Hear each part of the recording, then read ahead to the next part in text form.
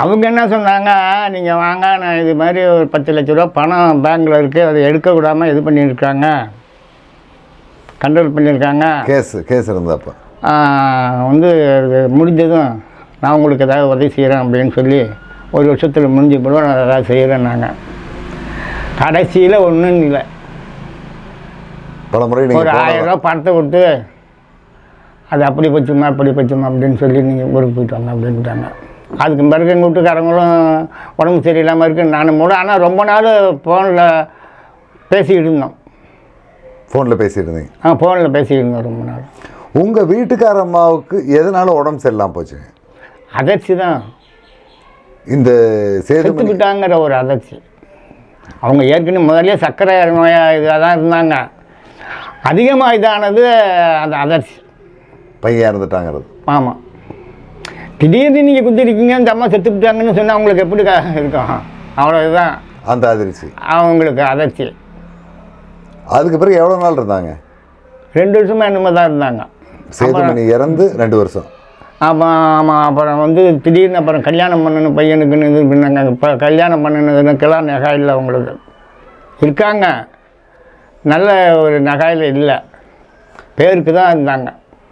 2வது பையனுக்கு திருமணம் நடக்கும்போதெல்லாம்? ஆமாம், திருமணம் செய்யும்போது இப்போ இருக்கிற பையனுக்கு கல்யாணம் பண்ணும்போது செல்வமணி. ஆமாம், செல்வமணி கல்யாணம் பண்ணும்போது அவங்க நிலவரம் அவங்கள்ட்ட கிடையாது. உயிரோடு இருக்காங்க, ஆனால் உயிரோடு இருக்காங்க, பொம்மையாக இருக்காங்க. எதுவும் பேச மாட்டாங்க, போக மாட்டாங்க, நில்லுன்னா நிற்பாங்க, நவருன்னா நவருவாங்க, அவ்வளோதான். இதுதான் இருந்தாங்க. சேதுமணி இறந்துட்டாங்கிற அதிர்ச்சியிலேயே அவங்களுக்கும் இதாகிடுச்சு. உங்களை விட பையன் மேலே அம்மா பாசமாக இருப்பாங்க. அந்த பெரிய பையன் மேலே அவங்களுக்கு. ஏன்னா எங்கள் மாமியாருக்கு இவங்க மனைவியோட பிறந்தது ஆம்பளை பிள்ளை இல்லை, பொண்ணு தான் அவங்க 3 பேரும் ஆம்பளை பிள்ளை இல்லாத. உங்கள் மாமனார் மாமியாருக்கு 3 பெண் குழந்தை? 3 பெண் குழந்தை. அதனால இவன் மேலே இப்போ வந்தது மேலே ரொம்ப கொஞ்சம் பற்றுதலாக எல்லோரும் இருக்கும்போது இவங்களும் அந்த பெரியவங்க மேலே ரொம்ப பற்றுதலாக இருப்பாங்க. மொதல் பேரன் சேதுமணி. ஆமாம், அவங்களும் பற்றுதல். அந்த பற்றுதல் இவங்களுக்கு அந்த ஆசை மேலே தனி பெரிய நல்லா இருக்கும். அதான் 15 வயசோட ஓடி போட்டான். அவனை தேடாதுன்னு சொல்லிவிட்டார். எங்கள் சித்தப்பா தான் சோசியல் பிறந்தடைக்கே சொல்லிவிட்டார். இவன் வீட்டுக்கு அடங்க மாட்டான். 2 பேரும் சிங்களக்கணம்.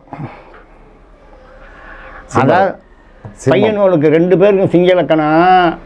2 பேருக்கும் ஒரே டயம், காலையில் 6 மணி. இவன் செல்வமணியும் ஒரே லக்கணம், ஒரே நேரத்தில் பிறந்தவங்க, ஒரே டயம். 2 பேர் லக்கணமாக சிங்களக்கணம். அதில் வந்து எங்கள் சித்தப்பா ஒரு கணிப்போட்டு சொன்னார், 15 வயசு வரைக்கும் தான் இருப்பான், அதுக்கு மேலே அது தங்க மாட்டான். ஆனால் படிப்பு கிடையாது, ஆனால் புத்திசாலியாக இருப்பான், படிப்பு இருக்காது. ஒரு சரிங்க. கல்யாணம் பண்ணணும்னு ஒப்பந்தம் பண்ணுறான். எங்கள் வீட்டுக்காரவங்க அங்கே பாப்பா இங்கே பாப்பா அப்படி வளர்த்துறாங்க. ஆய்க்கு போனுக்கு வேறு இறச்சலாக போகுது. சரி, இது எப்படியே விட்டு இருந்தால் என்னடா பண்ணுறதுன்னு நான் சோசியக்காரன்ட்ட போனேன். சோசியக்காரன்ட்ட போய் கேட்டேன், என்ன கோவால் பண்ணுறதுன்னு. சோசியக்காரன் வந்து சோசியம் முடிச்சான். அவனுக்கு ஜாதகம் எழுதுனாங்க சேதுமணிக்கு. இவர் எங்கள் சித்தப்பா கொச்சு தான் கொடுத்தாரு. அவங்க எழுதுனது அவங்க வேற ஆள். அவரை பார்த்து கேட்குறேன். அவர் என்ன சொல்கிறாருங்க? ஜாதகம் எழுதினவர் 28 வயசு தான், நீ என்கிட்ட கொண்டுட்டு வா, நான் பேசிக்கிறேன் அப்படின்ட்டார். அதுக்கு மேலே? ஆமாம், எல்லா சோசியக்காரன்ட்டையும் போய் சொல்லிட்டு வந்துட்டேன், இது மாதிரி இருக்க. இப்போ நான் பார்த்த சோசியக்காரன் பூரா வயசை சொல்லிவிட்டான். அவன் எல்லோரும் கல்யாணம் பண்ணணுன்னு சொல்கிறதுக்கு என்ன பண்ணுறது, இப்போ ஒரே நிப்பந்தம் பண்ணுறானே அப்படின்னு சொன்னதுக்கு இங்கே அழைச்சிட்டு நாங்கள் பேசிக்கிறோம் அப்படின்ட்டாங்களா. எல்லா சோசியக்காரங்களும் அதேமாதிரி சொல்லிவிட்டாங்க. சரின்னு ஒரு ஆள் ஜாதகம் எழுதுனுட்டு அழைச்சிட்டு போவானே, பாப்பா போவோம் அப்படின்னு. நீங்களும் உங்கள் வீட்டுக்காரமாக போகிறீங்க? ஆமாம், 3 பேர் தான் போகிறோம். சேதுமணியும்? ஆமாம், சேதுமணியும். அவன் வரலாறு எல்லாத்தையும் சொன்னான். நீ இன்னென்ன மாதிரி செஞ்சுருப்ப, போயிருப்ப, வந்திருப்ப. ஆனால் இப்போ தற்போது கல்யாணம் பண்ணினீன்னா ஒரு நாள் கூட நீங்கள் வாழ முடியாது. ஒன்று நீ அவுட் ஆகணும், ஒன்று அந்த பொண்ணு அவுட் ஆகணும். ஆக கல்யாணம் வந்து இன்னும் ஒரு வருஷம் போய் மறு வருஷம் செஞ்சால் சாத்தியம் இருக்கு. சாத்தியம். அது வரலையும் நீ இப்போ கல்யாணங்கிற பேச்சுக்கு இடம் கிடையாது. கல்யாணம்னு சொன்னாலே யாருக்காவது ஒருத்தருக்கு ஆபத்து நிச்சயம் நடக்கும். பொண்ணு பார்த்து பொண்ணு முடிவு பண்ணாலே நடக்கும் அப்படின்னு சொல்லிட்டான் சோசியக்காரன். அதோட விட்டுவிட்டு திரும்பி ஓடினவன் தான் கேரளாவுக்கு. அப்படியே போனவன் தான் இதுக்கு போயிட்டான், வீரப்பட்டேன். ஆமாம். இளவரசன் குழுவுக்கும் சேதுமணிக்கு எப்படி தொடர்பு ஏற்படுதுங்க? தொடர்பு ஏற்பட்டதா, இங்கே ஒரு மர்டர் நடந்து போச்சு பக்கத்தில் விக்ரமங்கலம் காவல் நிலைய எல்லை தான். ஆமாம் ஆமாம். இங்கே இருக்கு நம்ம குடமங்கலம் இருக்குங்கள்ல. ஆமாங்க. குடமங்கலத்துக்கு வடக்கால யாரோ ஒரு பையன், உங்களுக்கு அவனுக்கும் எதிரி போல இருக்குது, இவனுக்கும் அதுக்கும் அவனுக்கும் சம்மந்தம் இல்லை. திரும்பி அந்த செத்து போன பையன் நம்ம சொந்தக்காரன். இந்த இது தாய் மேலே போய் அடவாஞ்சிபுரத்து பையன்தான். சரிங்க. அவன் காரை வாடகைக்கு இவனை பேசிக்கிட்டு வந்து 5 பேர் வந்திருக்காங்க. 5 பேர் வந்து தான் இங்கே அவனுக்கு நேரம் கட்ட நேரம் போட்டுருக்குங்க. செத்தவனுக்கு நேரம் கட்ட நேரம் தான். கார் வச்சுருக்கான். அவன் காரோட இல்லைங்க, நான் அவனை பார்க்கறதுக்கு போனேன். சரிங்க. யார் ஆளுன்னு சொல்லி அலாஞ்சிபுரத்துக்காரன் வண்டி யார் வேண்டான்னா அலாஞ்சிபுரத்து வண்டின்னா நமக்கு தெரிஞ்ச இடம் தான், போய் பார்க்கலான்னு போகிறீங்க அப்படின்ட்டு போனோன்னா அவங்க இன்னொரு பொம்பளோட அந்த அங்கே சர்க்கையில் பொண்ணு கொடுத்துருக்காங்க. அவங்களோட பேசிக்கிட்டு விட்டாங்க. பேசிக்கிட்டு விட்டான் அந்த பையன். என்ன நானும் அவனுக்கு கெட்ட நேரம் தான். நானும் அவனை பார்க்கல. என்னை பார்த்துருந்தாலும் அவனுக்கு சாகக்கூடாது, நான் அவனை பார்த்துருந்தாலும் சாகக்கூடாது. 2 பேரும் சந்திக்க முடியாமல் போயிட்டுது. அதான் அவனுக்கு விதி மிஞ்சி பற்றி அதனால சந்திக்கலை. இல்லைன்னா நானும் ஒரு 1/2 மணி நேரம் நின்னேன். ஆளை சந்திக்க முடியல.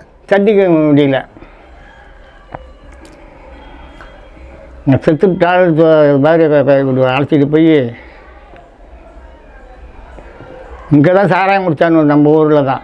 இங்கே வந்து தான் குடிச்சிருக்காங்க. நம்ம வீட்டுக்கு பக்கத்தில் டேங்க் இருக்குது, தண்ணி டேங்கு, அதில் தான் குடித்தானுங்க. இல்லை இங்கே மெட்ராஸ் போகிறேன்னு சொல்லி தானே போலீஸ்கிட்ட உதவாங்க, வாடா இங்கே வந்து குடிக்கிறீங்க அப்படின்னு. இவங்க தண்ணி போட்டுக்கிட்டு போகும்போது அவனை டிரைவரை கொண்டுறாங்க. கொண்டு விட்டாடுவோம். கொண்டுட்டு காரை எடுத்துகிட்டு போயிட்டாங்களா? இல்லை, கொண்டுட்டு அந்த காரை எடுத்துகிட்டு போய் மெட்ராஸில் மாட்டிக்கிட்டானுங்க காரோட. ஏன்னா அந்த காலகட்டத்தில் எந்த கார் டிரைவருக்கு தண்ணி ஊற்றி கூப்பிட்டு போனாலும் ஆளை கொண்டுட்டு காரை எடுத்துகிட்டு போயிடுவாங்க. ஆமாம் ஆமாம். அது அதிகமாக இந்த பக்கம் அரியலூர் மாவட்டத்தில் தான் நடக்கும். அதாவது என்னன்னு கேட்டால், அதில் அந்த மெயின் ஆள் அவனை கொல்லணும்னு இதுனால இன்னும் இது வரையிலும் போலீஸில் பிடிபடவே இல்லை. இன்னும் இருக்கானோ அவன் செத்துட்டானது இல்லை. வேலை செஞ்சவன் பூரா சிக்கிக்கிட்டான். காரணமாக இருந்தவன் என்ன சிக்கலை. அவனுக்கு காரணமாக இருந்தாலும் சிக்கலை. ஓ, அதில் சேதுமணியும் சிக்கல். ஆமாம், சேதுமணி இன்னும் 2 பையன் 3 பேர் மாட்டிக்கிட்டானு. எல்லாம் 40 நாள் ரிமாண்டில் இருந்துட்டு வந்தவன். அப்போ தான் இளவரசனோட தொடர்பு ஏற்படுது. அதுக்கு அப்போ அந்த டயத்தில் தான் இளவரசன் தொடர்பானது. சிறையில் இருக்கும்போது. ஆமாம், தொடர்பானது. ஆனால் அதுக்கு முன்கூட்டியே வீரப்பன்ட்டு இவன் போயிட்டு இருந்துருக்கான். சேதுமணி தான் வீரப்பனுக்கிட்ட இளவரசனை அறிமுகப்படுத்தினது. அது விவரம் என்னடான்னு கேட்கும்போது இவன் என்ன சொன்னா, துப்பாக்கி வேணும் வீரப்பனுக்கு, அவன் பெரியவருக்குன்னா. ஓ, வீரப்பனை பெரியவன் தான் சொல்லுவார். ஆமாம், பெரியவருக்கு துப்பாக்கி வேணும், நவீன துப்பாக்கி ஒன்று 3/4 மணி நேரம் சுடுமா. நிற்காமல் வேகமாக சுடும். ஆனால் அவங்க மேலே அந்த குண்டு அடிக்காது, சுற்றி வேலை செய்யுமா. அந்த மாதிரி துப்பாக்கி சேலத்தில் துப்பாக்கி இதில் நம்ம ஆள் படியாச்சி ஆள் இருக்கார். அவர்கிட்ட போனால் கிடைக்கும். அப்போ வந்து இவன் இளவரசனை பிடிச்சாக்கா இது நம்ம வாங்கலாம் அப்படிங்கிறத வச்சு வீரப்பன்ட்ட சொல்லியிருக்கான். இது மாதிரி ஒரு ஆள் இருக்குங்க, அவன் பிடிச்சா நம்ம வாங்கலாம் துப்பாக்கி அப்படின்னு சொல்லும்போது, அப்போ ஆளை கொண்டுட்டு வான்னு சொல்லும்போது தான் இளவரசனும் இன்னொரு ஆள் 2 பேரும் தான் அங்கே போனது. போய் பார்த்து வீரப்பனோட பேசி 19 லட்சம் ரூபா பணம். அந்த துப்பாக்கி 17 லட்சம் ரூபா. இவங்க 2 பேர் போனவன் 2 பேருக்கும் ஆளுக்கு 1 லட்சம் ரூபா செலவுக்கு 19 லட்சம் ரூபா பணம் கொடுத்த பார்த்தா இது சேதுமணி அப்பாட்ட கொடுன்னு சொல்லி அம்மாட்டாவது கொடுன்னு சொல்லி 1 லட்சம் ரூபாய் கொடுத்தது. அந்த பணம் உங்களுக்கு வரல? அந்த பணம் எங்களுக்கு வரல. இதைத்தான் சேதுமணி இளவரசன்கிட்ட கேட்குறான். ஆமாம், இதை கேட்டு தான் பிரச்சனை. ஓ, இளவரசன் குழுவோட தொடர்பு இப்படி தான் சேதுமணிக்கு வரும். ஆமாம் ஆமாம். இதெல்லாம் என்ன சொல்கிறாங்க, இளவரசன் தான் வீரப்பனோட கொண்டு சேர்த்துட்டதுங்கிறாங்க. இளவரசன் தான் இளவரசன் அறிமுகப்படுத்தினதே சேதுமணி தான். அது சேதுமணி மூலம் தான் அறிமுகமாயிருக்கு. அறிமுகமானது இளவரசன். அதுக்கு பிறகு யாராவது உங்களை வந்து பார்த்துருக்காங்களா? இளவரசனோ மற்றவங்களோ வந்து பார்த்து சேதுமணி பிறகு யார் பார்த்தா? யார் என்ன இது வரைக்கும்? அதுக்கு பிறகு ஒரு எலெக்ஷனில் வந்து எலெக்ஷன் நடந்தது, திமுகவில் சேர்ந்துட்டான். அப்புறம் ஆமாம், இளவரசன் அப்போ எங்கள் வீட்டுக்காரவங்க மேலே கொண்டாந்து ஒரு இந்த மாதிரி ஒரு சால்வை போட்டுட்டு 10,000 பணம் கொடுத்துட்டு போயிருக்கான். நான் இல்லை, அம்மா இருக்காங்க. அப்போ அப்பா அம்மா இருக்காங்க. என்ன பொம்மையாக தானே இருக்காங்க. அதுக்கு பிறகு சிந்திச்சு செயல்படுற அளவுக்கு இல்லை உடல்நிலை இல்லை. ஆமாம் ஆமாம். சேதுமணி இறந்த உடனே அவங்களும் கிட்டத்தட்ட ஆமாம் ஆமாம், அவங்களுக்கு சில நினைவுகள்லாம் இழந்துட்டாங்க. அதுக்கு பிறகு வீரப்பன் தொடர்பானவங்களோ அவங்க குடும்பத்தாரோ யாரும் அவங்கள வந்து இது வரைக்கும் பார்க்கல? இல்லை இங்கே வந்து பார்க்கல. நாங்கள் அவங்க குடும்பத்தை போய் பார்த்துக்கிட்டு இருந்தோம். பார்த்துருந்தேன். வீட்டுக்காரங்க இருக்கிற வரையும் போயிட்டு வந்துக்கிட்டு இருந்தோம்.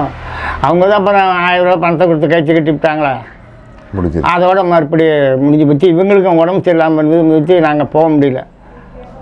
பல தடவை அங்கே போய் 2 நாள் 3 நாள் கூட தங்கியிருந்துருக்கோம். அவங்க சில விவரம்லாம் சொல்லியிருக்காரு. அவங்க அண்ணன் இருந்தார், அவர் உங்களாட்ட நல்ல ஆள், சஜ்ஜான ஆள். அண்ணன் வேறுப்பா அண்ணன் பெரியவர் குச மாதையன் ஆள். அவர் கருவூர் ஆள் தான். கொஞ்சம் வீரப்பன் சிவப்பு, அவர் கொஞ்சம் கருப்பு ஆள், சஜ்ஜான ஆள். அவரை பார்த்துருக்கீங்க? அவரை பார்த்துருக்கேன்.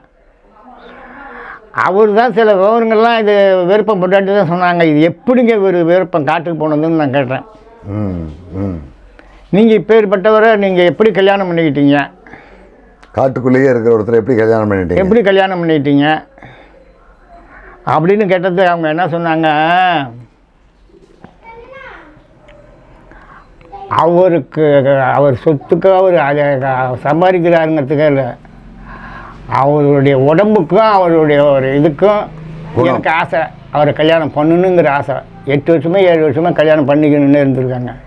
எவ்வளோதோ சொல்லி பார்த்துருக்காங்க, வேறுப சொல்லி பார்த்துருக்காங்க. அம்மா நான் என்னைக்குன்னு சொல்ல முடியாதவன் அப்படின்னு சொல்லி ஒரு நாள் வாழ்ந்துட்டு நான் செத்தாலும் தான், ஆனால் உங்களோட தான் வாழ்வேன். பிடிவாதமாக இருந்து கல்யாணம் பண்ணியிருக்காங்க அப்படின்னு கல்யாணம் பண்ணிட்டேன். காட்டிலே தான் கல்யாணம் நடந்திருக்கு. அங்கே குழந்தைலாம் ஒரு குழந்தை 7 வயசு வரலையும் காட்டிலே வச்சுருந்துருக்காரு. ஒரு குழந்தை 4 வயசு வரலையும் காட்டிலே வச்சுருந்துருக்காரு. ஆனால் விருப்பம் வந்ததான்னு ரொம்ப பேர் தெரியாது. அந்த மாதிரி வச்சு அந்த மாதிரி வச்சுருந்து குழந்தையெல்லாம் வளர்த்துருக்காரு. இப்போ உங்களுக்கு வயசு என்ன ஆகுதுண்ணா? யாருக்கு? உங்களுக்கு. எனக்கா 78. 78. நீங்கள் திமுகவை சேர்ந்தவங்க தானா? ஆமாம். கட்சி கொடி போர்லாம் வச்சுருக்கீங்க? நான் திமுகவில் எங்கள் அப்பாவே கட்சி கீழே தலைவராக இருந்தார். எந்த காலகட்டத்துலைங்க? அதாவதுங்க எனக்கு 15 வயசு இருக்கும். சரிங்க. அப்போ சரிங்க. எங்கள் ஊரில் திமுக ஆரம்பித்தப்ப உங்களுக்கு 14-15 வயசு இருக்கும்? 15 வயசுக்குள்ளே தான் இருக்கும். அப்போ தான் இங்கே திமுக ஆரம்பிச்சு. அதாவதுங்க இந்த முதல்ல இந்த 50 எம்எல்ஏ வந்து பாருங்க. திமுக 49 50 பேர் வந்தாங்க. இதில் அதில் அண்ணா தொத்து போனார்ல, ஆமாம், அந்த எலெக்ஷனில் வந்து திருட்டு ஓட்டு போட்டிருக்கேன் திமுகவுக்கு. ஆமாம். அப்பெல்லாம் ஒரு இது கிடையாதுங்க, அடையாள அட்டையெல்லாம் கிடையாது. அடையாள அட்டை இந்த ரேகை கையில் இது இருக்கிறதெல்லாம் ஒன்றும் கிடையாது. நேராக போய் ஓட்டு போட்டு வரதா? நேராக போய் ஓட்டு போட்டு நீ போ, வழியில் போலீஸுகிட்ட நிற்கும், பார்த்தாளா பார்க்காதாளான்னு தெரியாது. உள்ளூர்காரங்களுக்கு தான் தெரியும். ஆமாம். அப்போ அப்படின்னு விட்டு இதுவாங்க. அப்பயே திருட்டு ஓட்டு போட்டிருக்கீங்க? அப்பயே திட்டு ஓட்டுருக்கேன். திமுகவுக்கு திட்டு ஓட்டு முதல் ஃபஸ்ட்டு போட்டதே திட்டு ஓட்டு தான். நீங்கள் போட்டது? ஆமாம் ஆமாம். உங்கள் அப்பா பேர் என்னங்க? எங்கள் அப்பா பேர் சுப்பிரமணியம். அவர் தான் இங்கே திமுக தலைவர், முதல் தலைவர். 25 மெம்பர் சேர்த்து. அப்போ அதில் வந்து இந்த 25 மெம்பரில் ஒரு மெம்பர் 24 மெம்பர் தான் இருக்குது. ஒரு மெம்பர் கிடைக்கல, வரமாட்டேங்கிறாங்க. அப்போ எங்கள் அண்ணனுக்கு வயசு 18 வயசுக்குள்ளே தான் இருக்கும். அவங்க பேருங்க? ராமசாமி. அவரை ஒரு உறுப்பினராக போட்டு 25 பேருக்கு கணக்கு கொடுத்துட்டாங்க. கொடுத்து தலைவராக வர்றார்.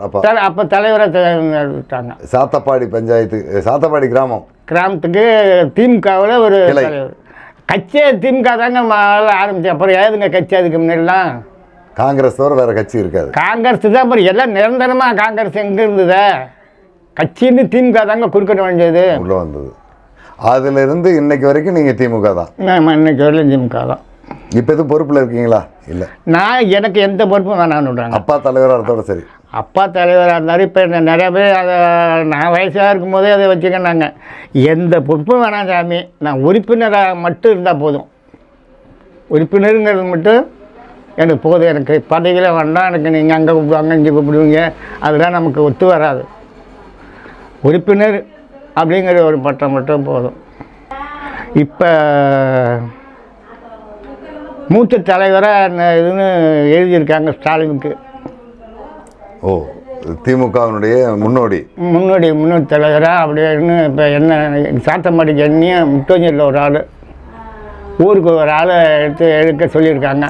ஒவ்வொரு கிராமத்திலையும் இருக்கக்கூடிய மூத்த திமுகவுடைய பொறுப்பாளர்கள் யார்? ஆமாம், முதல்ல எங்கள் அத்தை புருஷன் இருந்தார். அவர் மூத்த தலைவர்னு சொல்லி அவருக்கு பட்டம்லாம் வச்சாங்க. 6 பவுன் மோதிரம்,